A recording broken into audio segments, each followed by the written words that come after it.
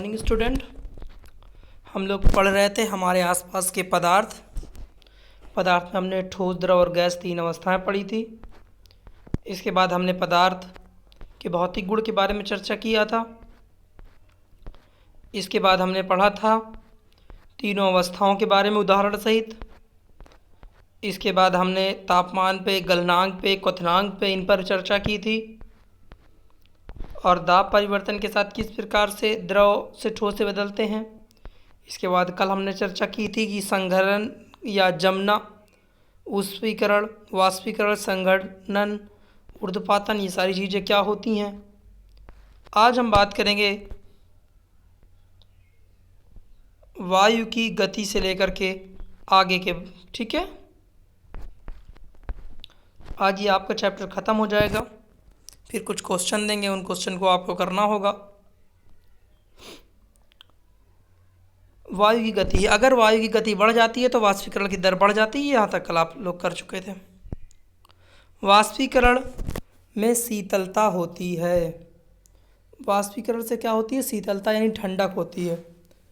वाष्पीकरण प्रक्रिया के दौरान लुप्त हुई ऊर्जा को पुनः प्राप्त करने के लिए द्रव के कण अपने आसपास के वातावरण को ऊर्जा यानी वातावरण से ऊर्जा को अवशोषित कर लेते हैं। इस अवशोषण के कारण वातावरण शीतल हो जाता है। भाई कोई भी चीज़ वाष्पीकरण होगी, जैसे आप ध्यान देंगे कि अगर गर्मी है, वाष्पीकरण बनता है, वाष्प बनने के बाद वो जब ठंडा होता है तो मौसम ठंडा हो जाता है। आगे देखिए, अगर हम हाथ पर एसीटोन डालते हैं, एसीटोन आप लोगों ने नहीं समझा होगा, लेकिन अगर आप जैसे पेट्रोल वगैरह डालते हैं हाथ पे कभी भी, तो एसीटोन हमारे हाथ में ऊष्मा लेकर वाष्प में परिवर्तित कर देता है और इस कारण हमारे हाथ को शीतलता महसूस होती है। जैसे आपने ग्लूकोज खाया होगा, जीभ में रखने पर ठंडक महसूस होती है, तो वो क्या करता है? वाष्पीकृत कर देता है, वहाँ पर चीज़ों को ठंडक महसूस होती है। गर्मी में हमें सूती कपड़े पहनने चाहिए क्योंकि गर्मियों में पसीना अधिक आता है। सूती कपड़े पानी के अच्छे अवशोषक होने के कारण पानी अवशोषित करके वायुमंडल से आसानी से वाष्पीकरण कर देते हैं। चूँकि वाष्पीकरण से शीतलता होती है अतः गर्मी में सूती कपड़ों से आराम मिलता है। ठीक है, जितना ज़्यादा पसीना सूखने वाले कपड़े होंगे वो उतना ज़्यादा वाष्पीकृत करके आपके शरीर को ठंडक बनाएंगे। गर्मियों में अक्सर लोग मैदानों में पानी छिड़कते हैं।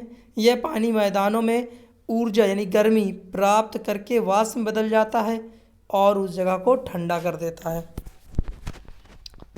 ठीक है, यहाँ तक आप लोग कर चुके हैं कि क्यों वाष्पीकरण से शीतलता कैसे होती है, या क्वेश्चन पूछा जाएगा। ठीक है, इतना आपका चैप्टर था। फिर से एक बार रिपीट करते हैं इस चैप्टर को। सबसे पहले हमने ठोस, द्रव और गैस में अंतर पढ़ा था। किसका आकार निश्चित, किसका आकार अनिश्चित होता है, और आयतन निश्चित और अनिश्चित किस प्रकार होता है, कण आपस में कैसे होते हैं, संपीड्यता क्या होती है, पदार्थ क्या होता है। इसके बाद कणों के अभिलाक्षी गुण भी हमने पढ़े थे। इसके बाद ठोस अवस्था, उदाहरण द्रव अवस्था, द्रव के उदाहरण, गैस अवस्था और गैस के उदाहरण पढ़े थे। अब अवस्थाओं में परिवर्तन कैसे करते हैं, तो गर्म करके या ठंडा करके आपके विभिन्न अवस्थाओं में परिवर्तित किया जाता है। ठोस अवस्था से सीधे द्रव अवस्था में, द्रव से गैस अवस्था में बदला जाता है। जब कभी ठोस से गैस में सीधे बदल दें या गैस से सीधे ठोस में बदल दें तो उसे हम लोग कहते थे ऊर्ध्वपातन। ये आपका बहुत इंपॉर्टेंट फिगर है, इसको बहुत अच्छे से कर लीजिएगा। हमने ये भी पढ़ा था कि शुष्क बर्फ़ क्या होती है, तो कार्बन डाइऑक्साइड से जो बर्फ़ बनाई जाती है वो शुष्क बर्फ़ होती है। ठोस कार्बन डाइऑक्साइड से ही आपके शुष्क बर्फ़ बनती है।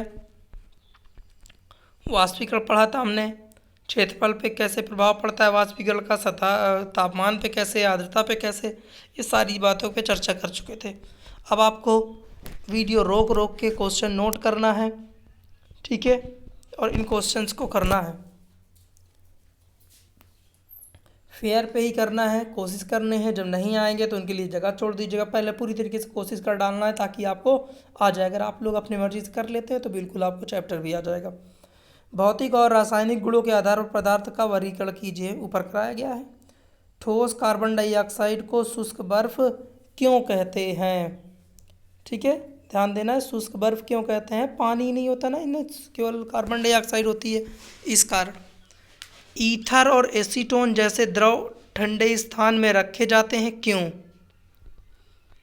ऊपर देख लीजिएगा, ईथर और एसीटोन आपको हमने बताया था, जैसे जो वाष्पीकृत कर देते हैं, जब ठंडे स्थानों में रहेंगे तो वाष्पीकृत कम होगा, तो इसका आपको लैंग्वेज बनाना है। वाष्पन दर बढ़ाने वाले दो कारक बताइए। देखिए यहाँ तक आपको ये पूरा फेयर में करना है, और इन क्वेश्चंस को आप रफ में करेंगे। रफ में जब स्कूल खुलेगा तो आपकी रफ चेक होगी, उस रफ में करना है। लेकिन करने सारे हैं, चाहे आप गलत करें, लेकिन करने सारे हैं, आपको समझना है और करने की कोशिश करना है। आप कोशिश करेंगे तो आएगा। एल्कोहल का क्वथनांक 78 डिग्री सेल्सियस है, केल्विन इकाई में इसका यह तापमान कितना होगा? देखिए आपको डिग्री सेल्सियस से केल्विन में बदलना है, तो आपको फार्मूला मिल जाएगा, तो गूगल में चेक कर लीजिएगा, वहाँ फार्मूला मिल जाएगा। ठीक है, केल्विन फ़ारेनहाइट, और ये पूरा इसका ओके, और नोट कर लीजिएगा। वैसे अगर नहीं होगा तो हम कल बता देंगे आपको, कमेंट कर दीजिएगा नीचे कि सर नहीं आ रहा है, तो हम कल आपको फार्मूला दे देंगे केल्विन से डिग्री और फ़ारेनहाइट बदलने के लिए। गैस दबाव क्यों डालती है? गैसों में कैसे द्रवित किया जाता है? इसके बाद भौतिक और रासायनिक गुणों के आधार पर पदार्थ का वर्गीकरण। ठोस कार्बन डाइऑक्साइड को शुष्क बर्फ क्यों कहते हैं? ईथर और एसीटोन जैसे ठंडे जो द्रव होते ठंडे स्थानों पर क्यों रखे जाते हैं? वाष्पन की दर बदलने वाले दो कारक। घरों में कौन सी गैस संपीड़ित रूप से सप्लाई की जाती है? अस्पतालों में कौन सी गैस संपीड़ित रूप में यानी संपीड़ित मतलब कंप्रेस्ड करके जो भेजी जाती है अवस्था में इस्तेमाल की जाती है? तो याद रखिएगा एलपीजी वगैरह भी है आपकी, थोड़ा दिमाग लगाइएगा इसको। वहाँ अस्पतालों में कौन सी मिलेगी आपको? ऑक्सीजन वगैरह देख लीजिएगा, समझ लीजिएगा।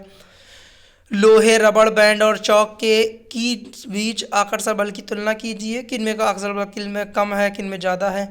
पानी, चीनी और ऑक्सीजन को उनके कणों के बीच बढ़ते हुए आकर्षण बल के व्यवस्थित कीजिए। गलनांक, क्वथनांक और वाष्पीकरण को परिभाषित कीजिए। वाष्पीकरण को प्रभावित करने वाले कारक लिखिए।